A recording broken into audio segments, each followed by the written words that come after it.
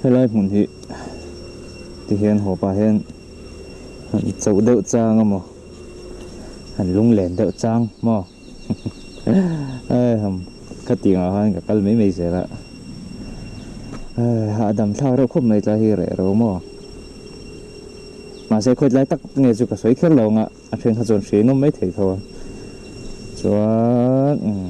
alpha nên hiện thì hiện anh về date nó muốn nè bạn ta hiện tiếng cả câu cối mấy giờละanh lồng đậu phiền là xin à chiếc về một cái deal thế này hiện tại hắn sáng nay đây anh thấy chuyện mà sẽ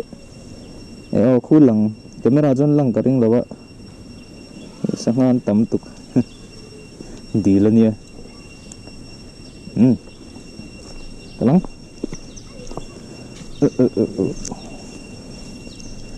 Bunyian Obeda Enterprise kan kaldo na hay katayin siya mo Obeda Enterprise ang kaldo na kung may ki at siyang load ulit ka subang suwan inbuilt mic manangay doon na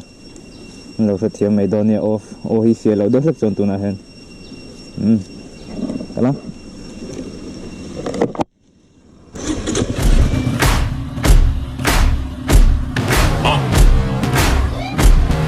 Yeah. Siege.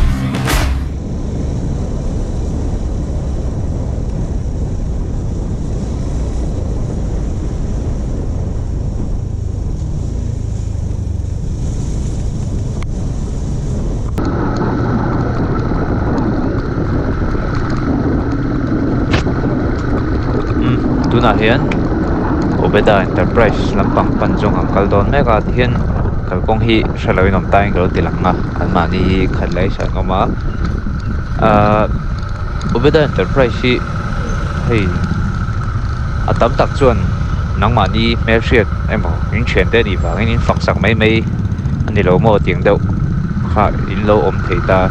ama ro chu ka soi ve du chu Obeda Enterprise ka hriat na hi 2020 vel khani ka hria chuan khami hun lai khan hei customer pakhat ve mai ang kha kania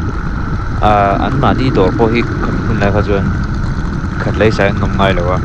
kuli kon lama sa nom khatlai sa duna nom na zo khi chu hei store room deuh anga tan nei me hian manga amaro chu kawai khat kalna po khan ka hriat ngal na sak per chu an man hei an price ang kho hi nia hi Aizol dor lian chuan an price hi thleng hian a fair ber kala tia chuan MRP ang deuh thlap hian an zuara hei dor dang chu dia va soi chiat na chuang lovin an ping chu ding ka soi khar longa maro chu aman ba ngai hriat ve kur chuan hei an ma ni man chiar ne han te khin thin hian tem chuan an ve deuh hlek thing amaro chu Obeda Enterprise ho hi chu hatiang kha kala shabi lawa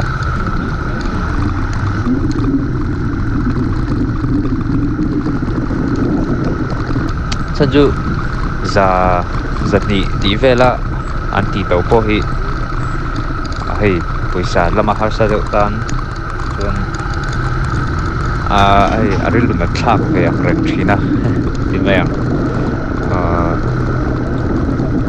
khami hun lai 2020 vel khan bike accessories vel lei ka tum hian amman hi karin na hen internet again he loin ang lo thel do hetla ma hen lo to thei big lu tuka khami ha ma se Obeda Enterprise ho chu ka hriat to dor lian ang ani chu ka sei dor song song ka dikhar lo dor lian ang ho pa nga chuan an la ti tlom pera chu ka chuan an man hi ka fak le dua hei hlep treu tum mi ang chi khan ni lawa ama han fak le ni ma ni chuan kan in hre chho tan ta tu na chuan kan thian te dia soi khi chu ni to menga chu an dor hi tu na han zo le chu ka ron tilang pa don ni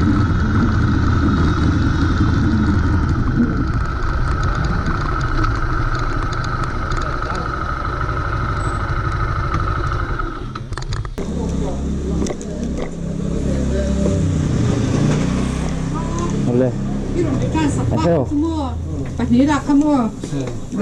Đi với tao mẹ. À.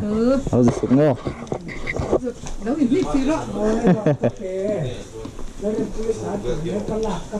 Thế ta hiền. Hộp tụ bao mà, để với ta.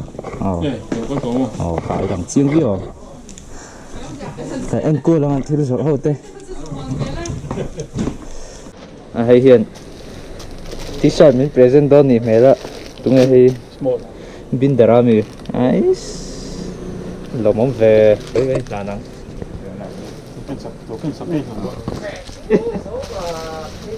Tin lần đợi trong cả ngày. Ê, anh dính tiền clip lọc ồ. Sẽ sang biểu lúa cái lằng té vách đó nó. Ê, bộ lốm lại tốn thì hi. Nó sao vậy? Nó sang phim là phải mình discount đó này chú. Heo. Khỏi boss đầu tiên. Rồi discount rồi. Xuống. Em cô lằng tu na hen. Riding gear lam pang deuh big. An da na neng ka ria tlai hi an extend ton dor hi. Chuan an phei diet ang ta hian open face helmets hawan lo da heng hi ISI chuang vek khani poimonia khopui chunga khum mai mai chi mo len pa sok kum chi te nei na hlom khop mai an nei chi kim mang ranga hei sports bike atanga he tiang lema meng room deuh type ang te mo tiang te han he te awan hal ve galak mungai mi ro me IBK apa sih ave hei su IBK nge SBK IBK inte na khop mai hei po var po naman he sunin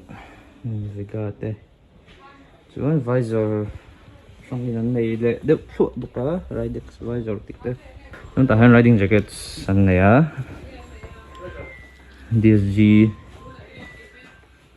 DSG hầu hết tiếng textile hầu hết cái nuông lút tục nuông đen không thể nghe sao mấy đâu hay số một rằng ai nè hiểu cái rằng ai xe là này yes 50% off pa na 50% chan he poi sale lo vek lại chín top thì sale được với cái này mà vẫn mình đón về chỉ cái thời cầu na DSG hầu đi hình như dạ tiếng nghe khá lắm mình à hi MRP su 799 mo ma se anh lom thấy mà 7999 sang riết ang vel trap đi chứ nó có mấy cái đó hen đây ni gì thì vel sang ha za ni ani hi rồi dar ho hi tra touring nan nuông phí cũng tiền cái số Pen Star sang đi zakua hey ni mo mai video rồi xem pui ha chapa là vắt liền ven luôn Instagram mà lâu post chapa là vắt thol về để lâu comment vắt vắt pe học lâu bun shop mà xuống helmet full face làm bằng hô hi cắt tay phao cắt đến lẹng ta hen off-road đang thoát đi lá Exor thì té là true té nặng lắm mấy Ridex té xuống ta hen export TVS export TVL SMK thì off-road nên mới thằng hôi cột về thấy không mấy mà xe bike mil cùi hi cái này đâu bike mil về đỡ rất tiền hay xuống hiện SMK steel bar key có voi khát muốn đâu thì lại steel bar key thì hết tầm gì mà còn nên chiang anh Polaris mà hi steel bar SE true thì vel hậu han nha hàng Poli Ridex vẫn là đâu về hàng du trial với mẹ xuống hi nghe nghe với một cái YT TT course tại NFR với TT course thâu nia hi Exor Batman edition han inga rian na mày kêu ai tí cái dụ hay bôi nở khóc mày tahan LGV Pista GP anh lâu này á hay hi xin khát để tí vẽ những cái anh sale ha anh hay hydration anh lòng chi tiêu bằng tập hoa này thấp này môi vẻ răng mày mày rồi chú xây thui lâu mày tahan NFR NFR rồi hi đi lộc anh những cái gì cái vậy thì đi course rồi cái mà đi đã học cái đi course rồi bọn nó đi lộc phát này đi lộc anh đi phá về rồi số này hi rồi trò được hết đẹp mà mỗi lần khóc mấy thế mới cứ ngã tổ bốc xị anh lấy mấy chú cha công chuyện nãy lần khóc mấy riding boots hiện hay rider explorer running cái phải rồi rồi rider explorer running thì hi riding boot đó chuan atlom Paul Cantidon mi quality thà thấu xịa cho mà adventure lampang tui tan te ting tang han tok view ang sport riding an tan pon sneak at hashim rim mo sneaker vel me bun nai kha jama aveng zo kong chu hi ma te han le kha an tum deuh rum bum thina an lo lan nei box lo mi ten mo riding jacket te hi anal hlom ania lo en ve tho don ne han keychain te ta stealth mirror ho te lo da chuan stealth mirror indicator ong nga lang te po han ne keychain sang ma hi empty tiang head cover kan me visor tu ni phachi lawa be ka shara la thaina mangi ni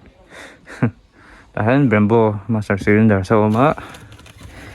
Brembo ho hi mang ve suka i radio center hang te an zort lo mania sang khat le zariat ti vel ning ga ria setin mo chuan RCB po hi insoi mai pat long RCB dealer an nen mani hi chuan an price hi a fair khop maya MRP ang thlap in zora then thei chun tlom theya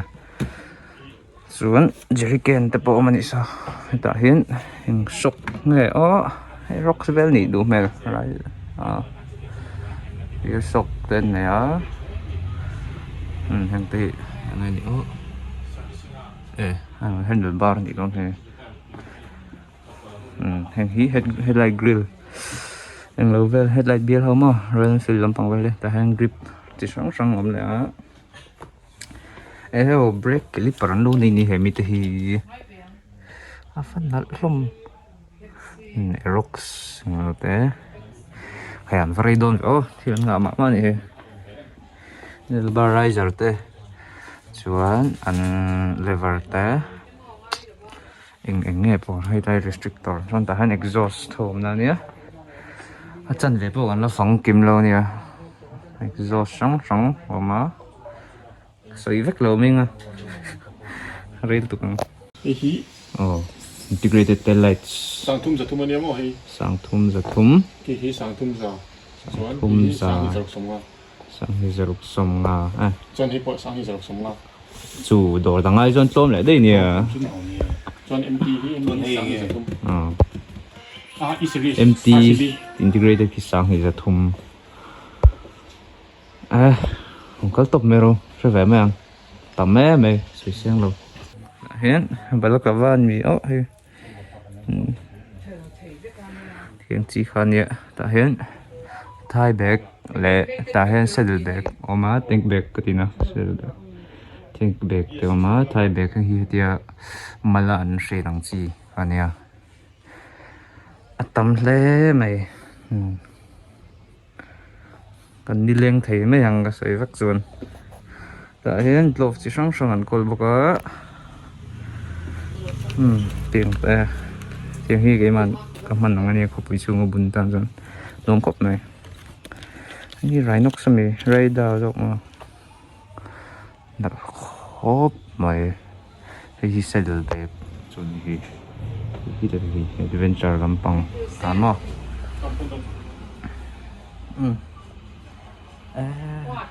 quý tệ đây apa khóc này yes kalau aja kalau tilang tolong nol film full system ini hi enggak nge express di kami impulse mo impulse ho apa impulse express CRF le nghe hai Yamaha mi ha sa thầy lâu à chào về hit karon so ko anti kasi anh nãy rồi mẹ sound very shit chắc cũng rồi hết hàng lại gần nó dấu lâu hi integrated tail light ang chi khan ya Rockstar mela khai tam to ki V3 integrated tail light ang te suan ta hen light ngen ti ching kha theng le auxiliary light tin type ho te khania te hi so ta go go strong nei ba MX Rider ho tan karon thleng tharania mo hengong hi light hi kum khat warranty om thei kum khat warranty om thei fog lights apa tam em ve male cover ve kang LED strips chuan ta hian mudguard V3 MT tan ni ka ria hei apoi mor tu theber tur ve na no da winglet te ma chuan hei helmet cover rang chi khan ya in frame hete helmet chungan dang mo bani ang chi ha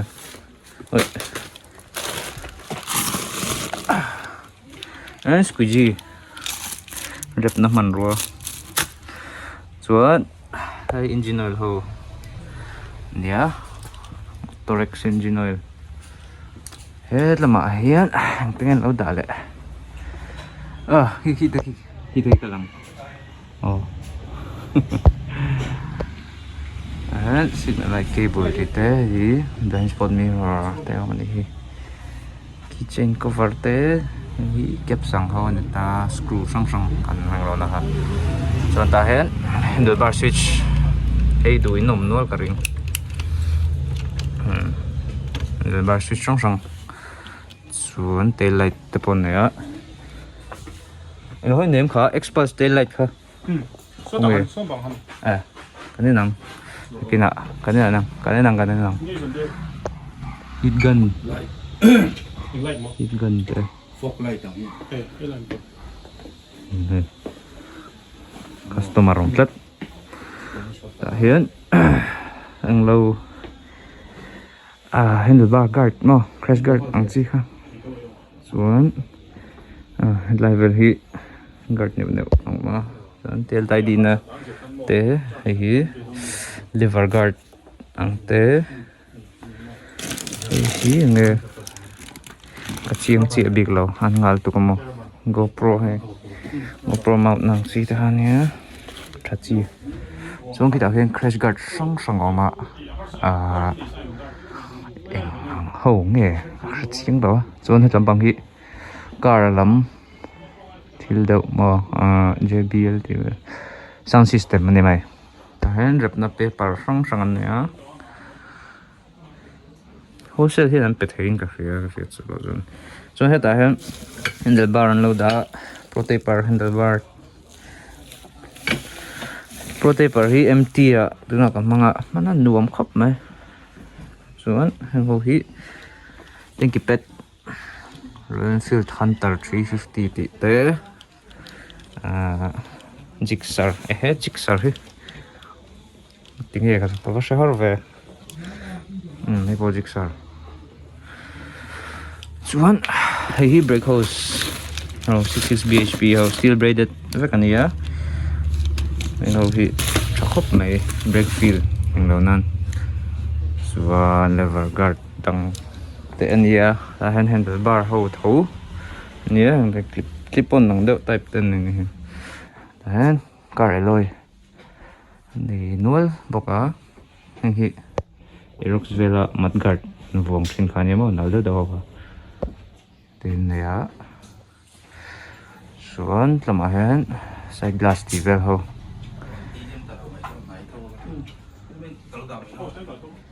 tầm khóc này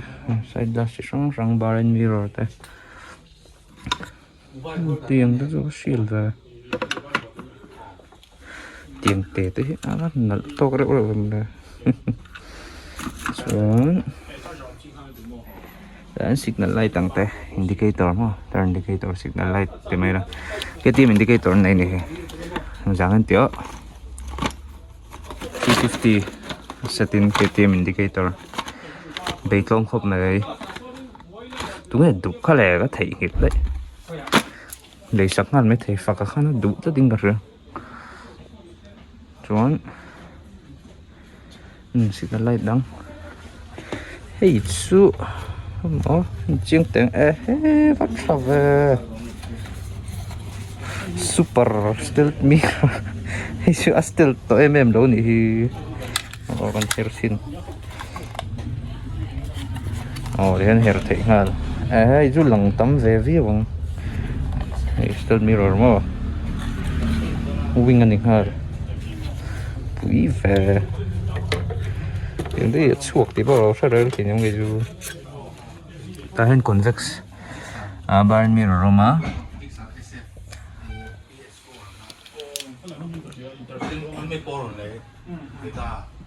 ta hen luggage carrier ta hen crash guard sprocket rồi luôn sprocket set tay bên lâu này crash guard xong răng mình hầu như cả sợi rất thể là Indo chuan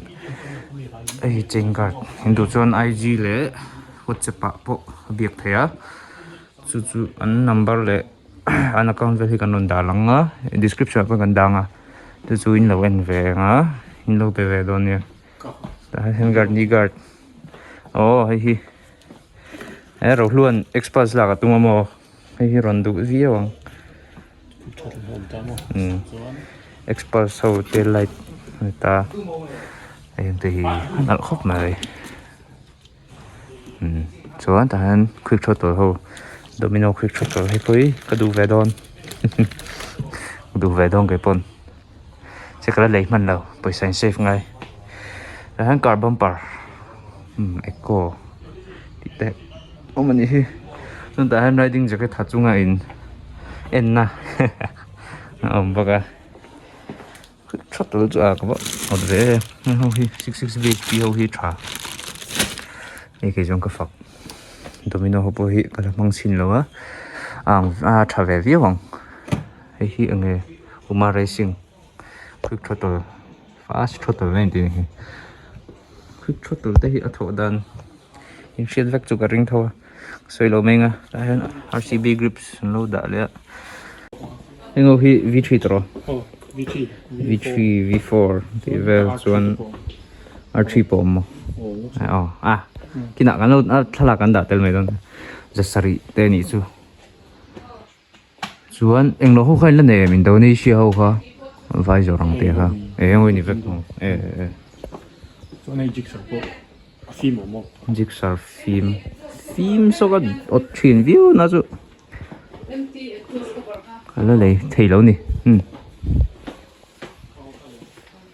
helmet te kan tilang kimang sungo ni guard te an nei chalom khop này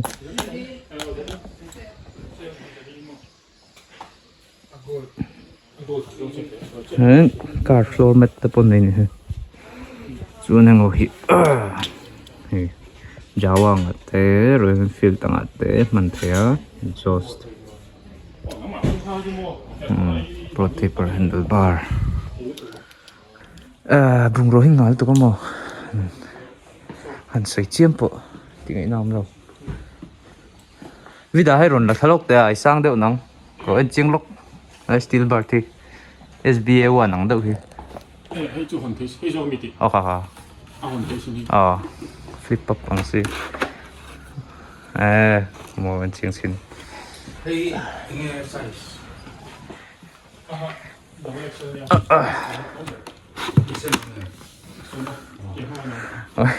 spoiler ron nei ta dei hi amak katil tunga he thilimo anna avaron tinal ru azang ro bok ko pui chung ko me mi tan om ko me emojin na vel tan mo ajin jacket nin dor me ga ni on lo la don mi halai ha poi monia okay itu palang hal ni me kalau gue no alang mun tu hậu tục sẽ là đang cái tổ viêu khá khá 편집돼. có thể ai dùng điểm bóc 너 훨씬 nó liền miệt đâu tốt răng như vậy thar mal nền rồi không không mẹ không có lỗ anh giúp fit sari vel mini khá fit sari chis của anh nha bula din hi zon 어, 쌈이 anh lằng tôi vắt dễ nhìn nóng yes có vật lỗ cái này đồ rồi thấy cái gì đó chú ale lắm bằng ta hen rồi ta phải cần tiền lắm ta hen samurai spray paint sáng sáng mà Beauty 40 thì té engine oil con này á RCB hay helmet cover trên có sợi ha mà seal cup mày tiếng helmet cover hầu hi mình khai rằng rồi 이 자꾸 som만이 뭐 좀, 양치 해이 이제 som만이야. 형이 상가자로. sang khát giờ rụp giờ có sống á thì về nghỉ chú Christmas bảo ruột đâu hết cô làm mà không cô làm mà tại anh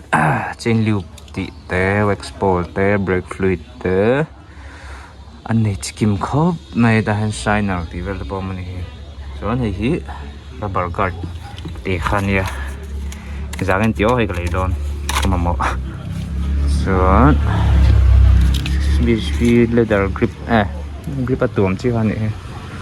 ang car perfume thì về nèo đã bao cả hết mobile phone holder thì té cho này car MP3 player thì về hồ tên này xuống rồi mình chỉ lộ hay bây giờ cái này đồ này lắm mà hiện mechanic cái này ngal to này hết ta hiện fitting về thì ngal thế vậy cả xuống xiêm pa ngay po anh thấy được rồi bài gần đầu xiêm này cả fitting về po accessories về po anh fit ngal thế vậy thì là đầu xây này Beda Enterprise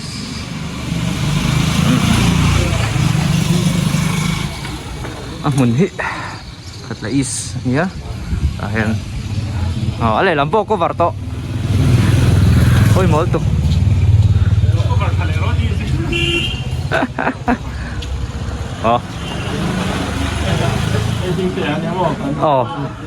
apa yang cover về đó em nghe rồi à hay dụ bike làm thiên thì hao rồi mày sẽ còn cover vách thòng cái à cái lâu tụi nó cái linh cái gì pron tên gì thòng nó thế khai ang kalau na tour pu yang kaling gar tu khum part pon ni he ang parte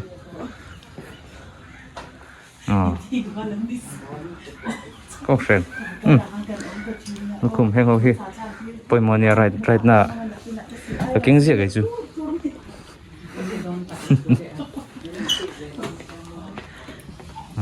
có var ve kan tôi step bom ni ai nó trái em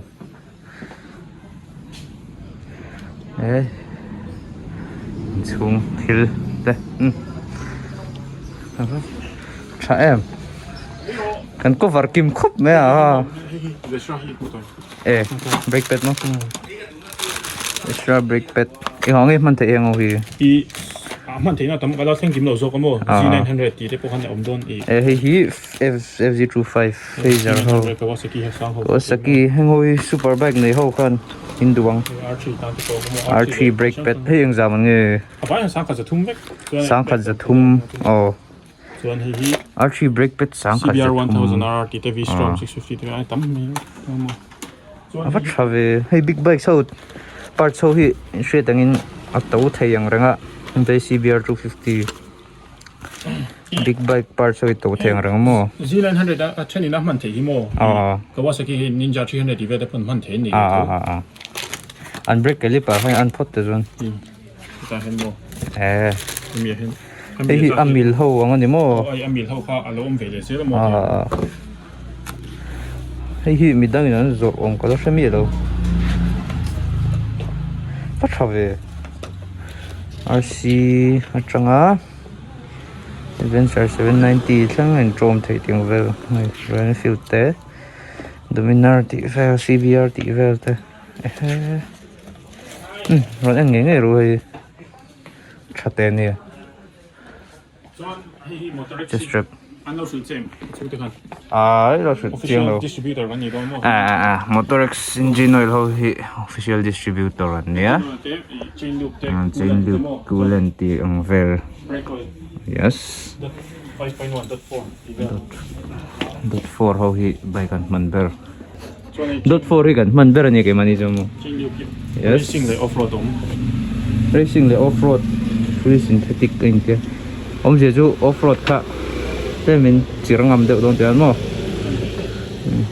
ring top mayang rin nine yes indoor huna yes mi zo hoi mi ron tira in tenga mo prom doi doi me don ni headlight te ka ba han cha chele thei sang